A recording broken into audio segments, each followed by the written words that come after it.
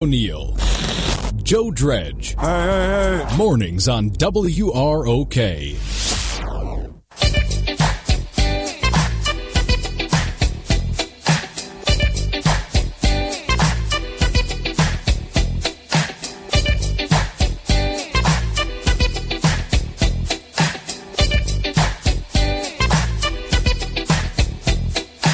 Over 95 years in the books and still on top. This is Rockford's News Talk 1440 WROK. 7 minutes after 8 o'clock at News Talk 1440 WROK. Riley and Joe brought to you by Wild Rose Casino and Resort in Clinton, Iowa. It's a nice looking Monday morning.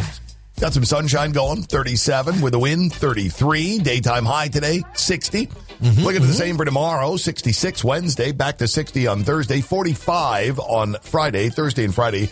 Best chances for precipitation this week. But, back-to-back 60s and then go to 66. Not too bad for Monday, Tuesday, Wednesday. Not bad at all. We'll take it.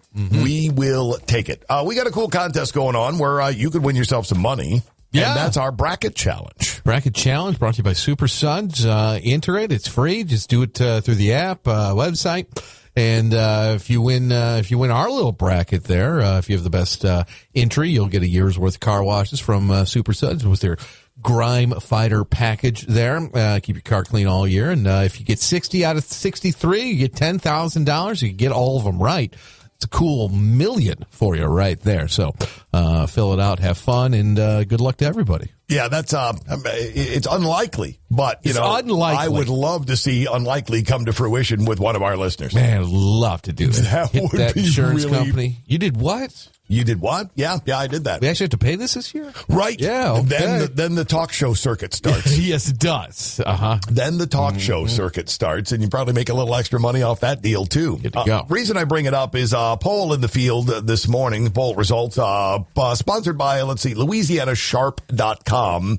Okay. They're an online sports betting guide from Louisiana. Wonder if we can access that website. We can. I popped it up. You can? Okay. Yeah, Louisiana Sharp actually did pop up, which is, I believe, like the only betting site they'll let us go to. They haven't found out about it. Oh, wait, I don't have it.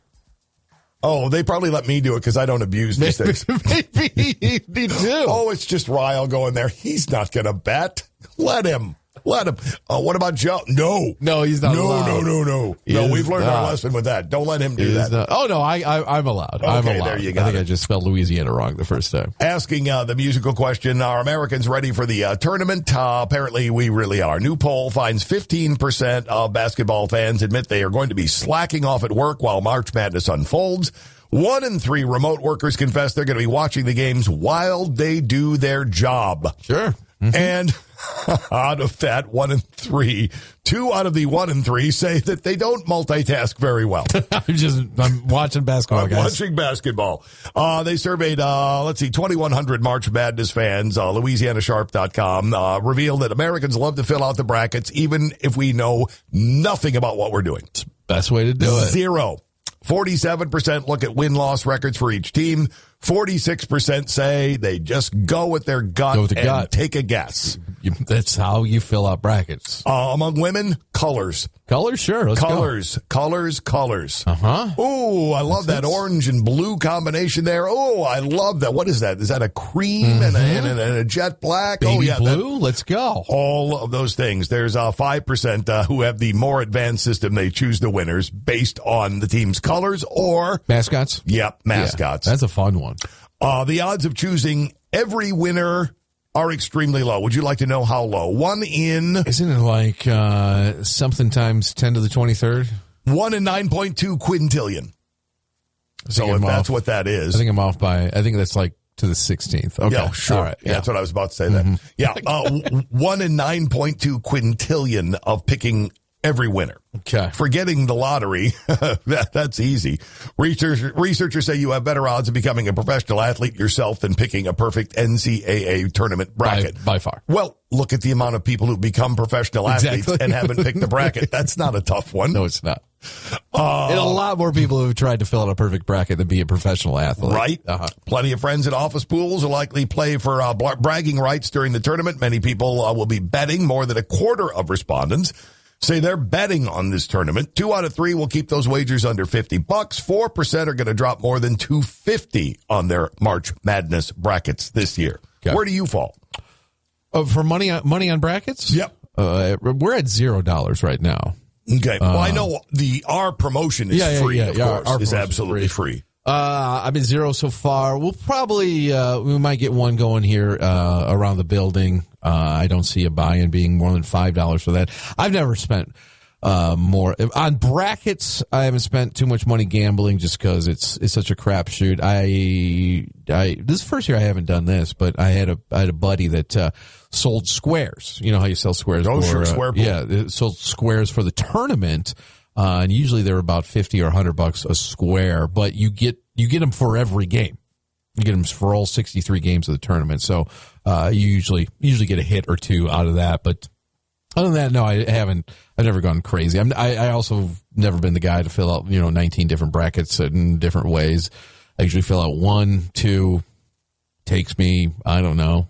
If it takes you more than a minute, you're thinking too hard. Yeah, see, I got a friend who fills out probably 20 brackets. You don't. 20 brackets. He's got all of his research materials next to him. The tournament cares not for your research. No. Not at all. To back up your point, nearly half the poll, 43%, say they commit less than 30 minutes to filling out the field of 68 teams.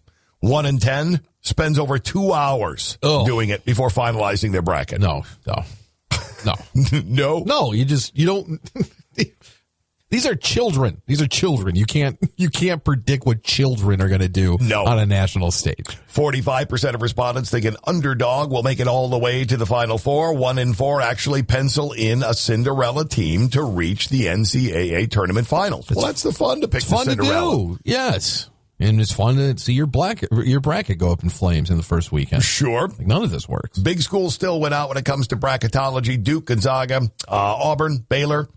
Selected as the most likely schools to reach the Final Four this year. Okay. Championship games, most people want to see the Duke-Gonzaga matchup. That would be a fairy tale ending, given who meeting to March Madness for Mike Krzyzewski, final tournament of his career. So, yeah. 61% say the finals will be an average scoring game at 71 points. By the way, Duke-Gonzaga championship game is impossible. They're in the same they're in the same region. Okay, these are the guys who aren't doing their research. That's a little bit of research, right? 61 say an average scoring game. 32% say there'll be a high scoring game. 7% say the final will be a low scoring game. Usually is low. Big stage, different court, tough backdrop for shooting. Scores are usually a bit lower than normal. And as far as which teams will advance to the Elite Eight, the Final Four, and the finals, Duke is given the biggest nod at 57%, Gonzaga at 47%, Baylor at 37%, and Kentucky 34%. Kentucky, okay. Auburn with 32%, Arizona with 32%, UCLA 28%, Kansas 27%. Kansas with the 1 seed getting no respect there. No, they're not. Butters. So, yeah, that's how we go into March. 46% of those who grab those brackets are simply going with their gut. Yeah, it's the only way to do it. It's the only way. It's the only way for a guy like me to do it. I mean, first of all, there's 63 games to look at. You can't. Right. You don't pour over that. I mean, you don't pour over the 32 to start it off. No. Lucky if you get my attention for 16 of them. I wonder how this Texas-Virginia Tech matchup's going to go. No one knows.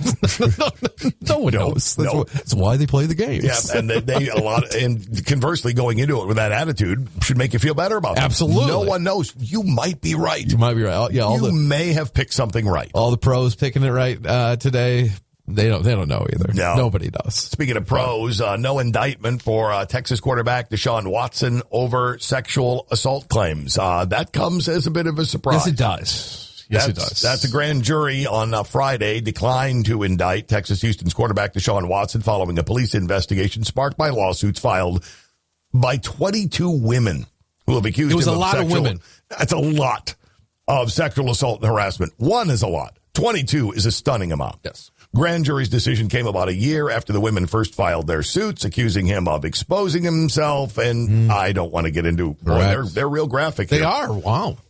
Wow. Really? They're very graphic in what it says he did, and I'm not going to read it to you. Talk about all the extras. All of it. Yeah. Cops began investigating him in April of last year after a criminal complaint was filed. FBI also looking into it.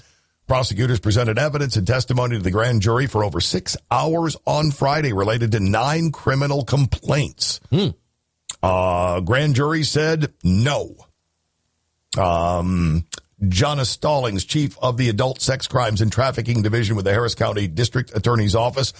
We respect the grand jury's decision. Said the decision ended criminal proceedings related to Watson in Harris County, where Houston is located. Watson's lawyers have said, quote, some sexual activity happened during some of the massage appointments, but that he never coerced or forced anyone. Okay. By the way, he still has civil cases to deal with. He always does. Okay. Yep. There's an attorney representing all 22 women. Said the criminal case is separate from the civil case, and he will continue the process of questioning Watson as the lawsuits move toward trial. All right. It's weird that all 22 just kind of went away. Now, you and I did zero investigative work on this case. So, no, other than reading some of the complaints were. Right, so there is a pattern here. There is a pattern, but 22 is a lot. Mm-hmm. 22 is a lot for all of them to be a misunderstanding, I guess is what we're getting to. Yep. A misunderstanding? His attorneys have called the lawsuits a money grab, claims all 22 women who are suing are lying. Okay. Strategy some experts and advocates say relies on long-used tropes designed to minimize accusations. Well, it will minimize accusations if 22 come forward and they all get told sorry, but get shut down. But that's criminal. It is criminal. Yeah, let's remember. Okay. Let's see what happens civilly here, because obviously the amount of evidence required is less, preponderance and things along those lines. So I get the idea he won't skate out of the civil case quite as easily as he seemingly has with the criminal case. Will he skate into a job in the NFL? Oh yeah. Yeah. I mean, he's seriously being looked at by a ton of different teams. Obviously, yeah. He's free to be picked up now. Mm-hmm. Texans seem to be done. That's a done deal. He says he doesn't want to be back there. Okay. So why? I have no idea. Okay. I have no idea. It's a really weird story. It is. It's icky. Yep. From a lot of angles. Gross on multiple levels. But we don't know what the grand jury was treated to here. No, we don't. So I have no idea. Maybe they're in the right in saying that this didn't happen. But 22 of them, and the civil suits continuing onward. We'll see. Civil suit's going to get interesting. Yeah. And by the way, more expensive. They start right away? Pretty close. Yeah. Okay. They're still deposing. There's a NFL. Yeah. There's been depositions. You think he gets signed before the civil case is done? Sure. Yeah. Okay. All right. Yeah. Okay. He's not going to jail so he can play next year. Yeah. He's not going to jail so he can, if civil case can be raging on for months, it won't affect his attendance. He might need more money too. There's that. I think he's going to need a lot more money. There's that. Yeah. It's just something about this that makes me queasy. And, it's all gross. Yeah, it's all gross. It's very gross. 8:19. Here's Hannity.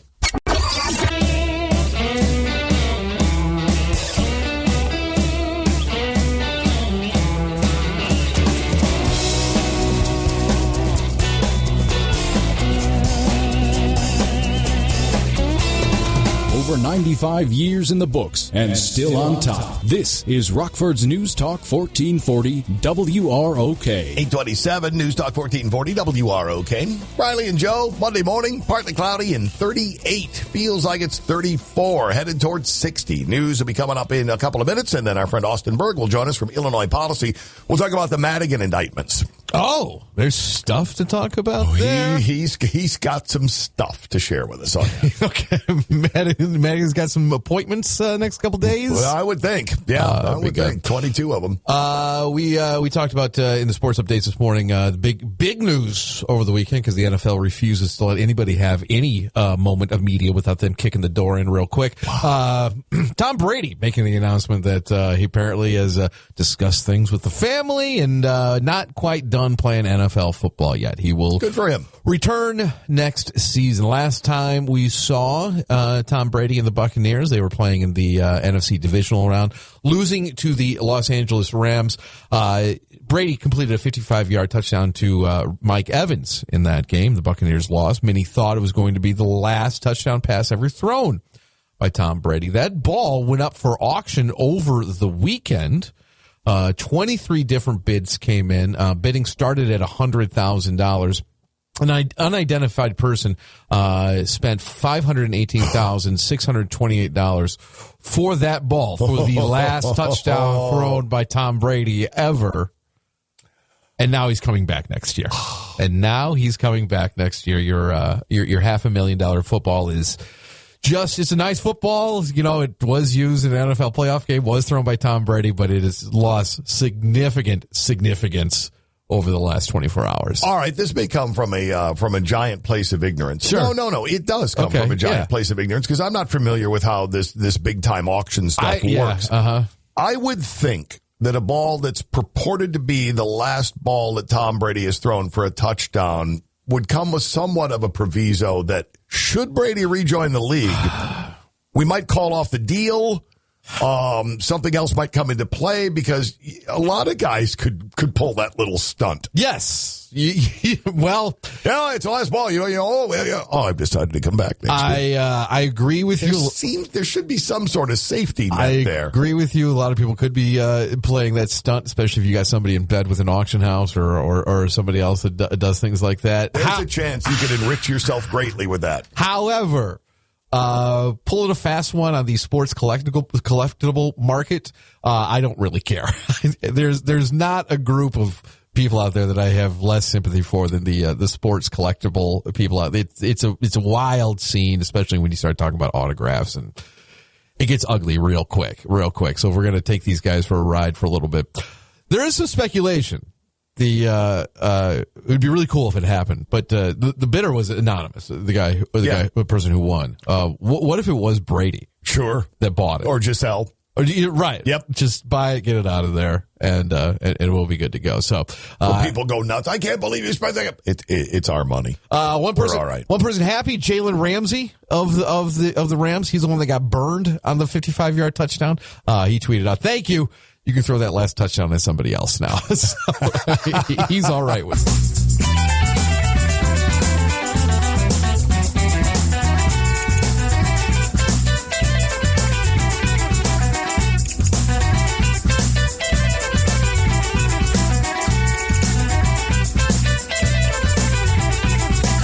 Over 95 years in the books and still on top. This is Rockford's News Talk 1440 WROK. 836 News Talk 1440 WROK. Riley and Joe on a Monday. It's partly cloudy and 39 already. Let's make it 40. It's already clicked up 1 degree. On our way, about 20 more till we hit 60 today. I'm looking at the same for tomorrow. 66 Wednesday, 60 on Thursday, 45 on Friday. Okay. Overnight lows, nothing like that 7, 6 below kind of stuff we looked at over the weekend. 35 the low tonight, 40 the low tomorrow, 46 the low on Wednesday, 40 the low on Thursday, 30 though on Friday. Okay, 30 Friday. Yeah. All right. Couple of notes on food this morning. I didn't realize this one. I know how. By the way, I had said before, I should point this out for people who are like, hey, where's the Madigan thing you were talking about? Something has come up apparently, technically or scheduling wise, but Austin Berg from Illinois Policy, who's going to join us to talk about Mike Madigan's indictments and all that's going on with that, apparently can't be with us this morning. We'll get him back on. He'll be back on. Don't worry. Yeah, because this is an interesting topic, and he's got a lot to tell you. He's got a lot to share with you on this one. All right. Anyway, back to the food. Back to food. We have talked about the Midwestern love of ranch. Social media has a field day with it. Although I did read a great piece from a guy writing from Providence, Rhode Island, who was one of the many who made fun of the Midwest about their love of ranch. Sure. Without ever having had it. How do you never have ranch? That's a great question. I had never had it. I think probably was too cool for it. Whatever. Gotcha. That's what those flatlanders like. Sure. Who needs it? Well, apparently he tried it. And he's into it now. Yeah, a girlfriend forced him into trying it, was tired of hearing him crack jokes about something he'd never eaten himself. Okay, yeah, you can't do that. And thought that was a bit hypocritical. You ought to try it before you ream it. Mm-hmm. Well, he has apologized and has stopped reading it now, has found that one salad with Hidden Valley Ranch on it was enough to make him a convert. Salad? Yeah, a salad. Not even dipping mozzarella sticks into it or No, anything. or wings or pizza, depending on who you are. Amy looking at you. He's kind of basically gone back on all of his reaming of Midwesterners over ranch. It is a delicacy that he couldn't believe that he was too busy looking down his nose at to try. How does Amy consume the pizza with her ranch? Is it on a plate and you put a little dollop there next to it? Get a little ramekin. Oh, go ramekin with this. Yeah, she'll get a little ramekin on the side and then just do a little dipping here and there. Okay, sounds good. Did she mix anything in with the ranch or just straight ranch? That is straight. Straight ranch. I think it's just straight. The uncut I stuff. believe it's T. Marzetti's. Oh, I believe fancy ranch. I think that's the kind that she goes with. No wishbone for Amy. No. Or there's probably wishbone in there too. Probably. Nonetheless. PISA, the company that owns Hidden Valley Ranch, has got zero to do with food. Oh, really? The headline alone got my attention. Okay. New York Times points out ranch is now far and away the most popular salad dressing in America. Duh. Okay. Cited a 27. What do you think it was before ranch? What, Thousand Island? With oil and vinegar? Oil and vinegar, probably. That was my favorite before that. Italian based. Cited a 2017 study by the Association for Dressings and Sauces. Wonderful association. Oh, can you imagine their parties? I'd like to work there. 40% of Americans said ranch is their favorite. 30% more than any other. Popular as a dressing, dip.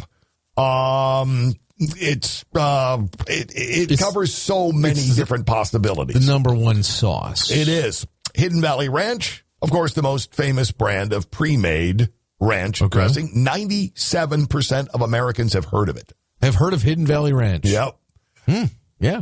To put that into perspective, there are so many companies that would literally, their CEO would cut off an arm. First time many people know to get that kind of saturation. Hidden Valley makes other dressings, right? Well, they didn't at first. It was just ranch. It was just ranch, and the story behind it is kind of a cool one. The blue and green label is iconic. It frequently tops the lists of best tasting ranch. Hidden Valley's For Everything Ranch even peaked at number 2 on SeriousEats.com's taste test. Okay. 1954 is when it came around.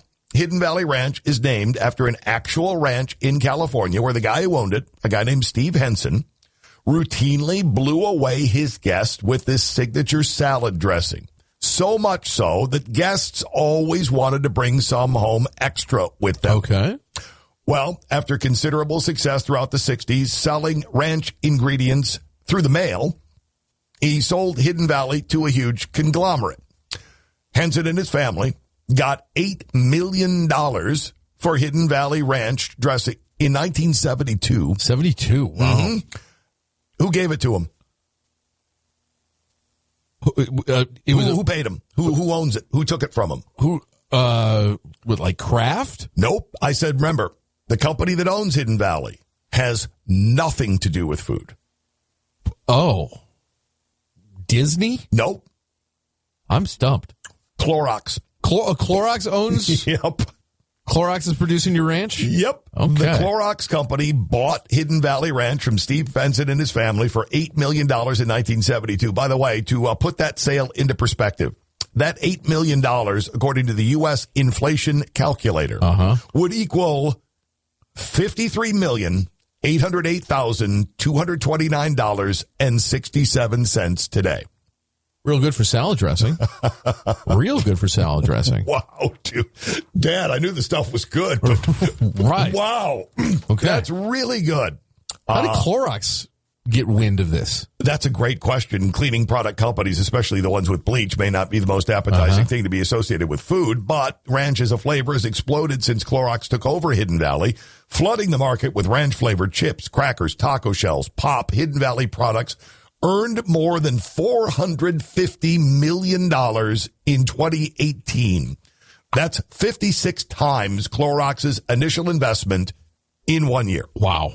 I don't even know what ranch flavor is. I'm not too certain either. Like, I don't know how to... According to this, it's a buttermilk, sour cream, mayonnaise flavored with herbs, onion, garlic, pepper, and sometimes lemon. Okay, I can see that. I remember the first time that I had it, my mom brought home one of those packets that you bought your own buttermilk. So you'd get the quarter buttermilk and you get the packets and you would make this dressing or this sauce or this dip yourself in your own kitchen using your own buttermilk. Okay. And it didn't start out well because I got smoked in, I thought it was regular milk, and I grabbed the carton and I had a slug out of it. It was buttermilk. A lot. That's awful.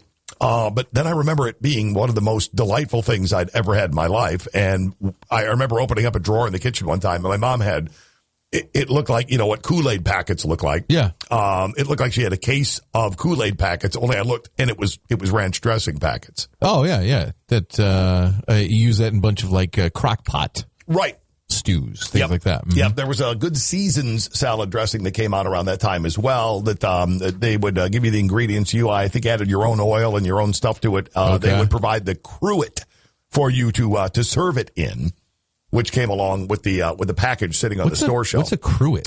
A little bitty pour bottle of oh, I know what you mean. Of dressing. The oil and vinegar would come in cruet. Correct. Okay. And that would I remember that would come with it. Attached to it on the store shelves. Gotcha. But by the way, ranch devotees, it's gone even crazier now. Hidden Valley is now authorized Hidden Valley Ranch Crocs. Hidden Valley Ranch Crocs? Mm-hmm. I don't know if the logo's on them or if they're the same color as ranch or what the deal is, but if you love ranch that much, Hidden Valley Ranch Crocs. Selling out all over the Midwest. Mm-hmm. No, those would be huge. I remember Spencer had a girlfriend at one point who was really the greatest ranch devotee I have ever seen in my life. Oh, loved ranch. And for Christmas, from us to her, I found the biggest thing of ranch dressing I could find. It weighed like 8 pounds. Oh, okay. It's just the big tub jug of the restaurant tub. If it's portion a out. big restaurant. Okay. And I remember... we come with a pump?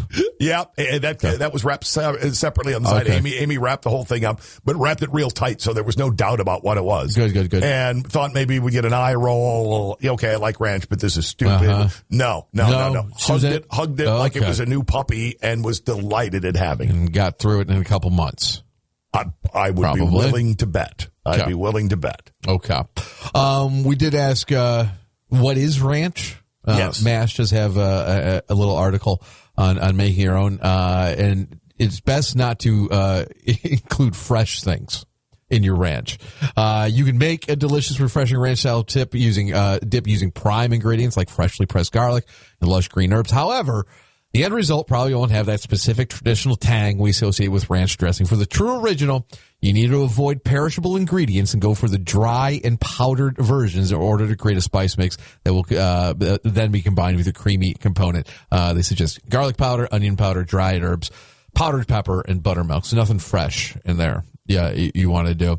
And then it had me keep reading. And they ranked the fast food ranches from worst to first. Oh, okay. We got 14 in here. Now, I don't know if 14 is bad or it's just the 14th, whatever.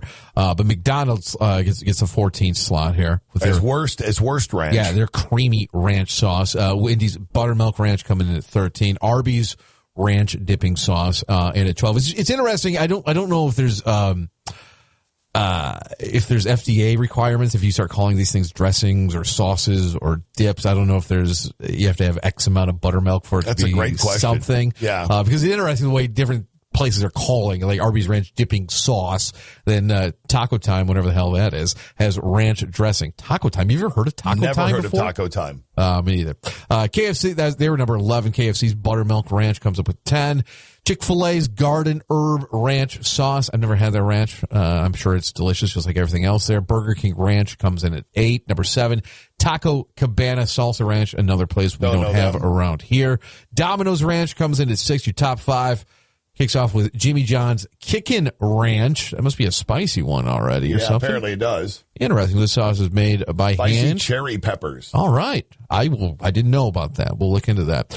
Jack in the Box comes in at 4. Number 3 is a Whataburger Jalapeno Ranch. That looks great. We need a Whataburger around here. Your top 2 would be Popeye's Blackened Ranch. Can confirm that it's delicious. It's number 1. Wingstop Ranch. I never had that either. Never had that? I've had the Popeyes one, and I agree, very good. Have you done Wingstop at all yet? Never. Oh, baby. Chicken's fine. Chicken's good. Chicken's good. The French fries something else. To die for, huh? Something else. I don't know if they put they like sprinkle heroin or just cocaine to put on top of it, but the seasoning or whatever that goes into these fries are outstanding. Later that day, an email indicated it wasn't heroin. We don't, guys. Wingstop did just call. They don't use heroin on their fries. 848 News Talk 1440 WROK.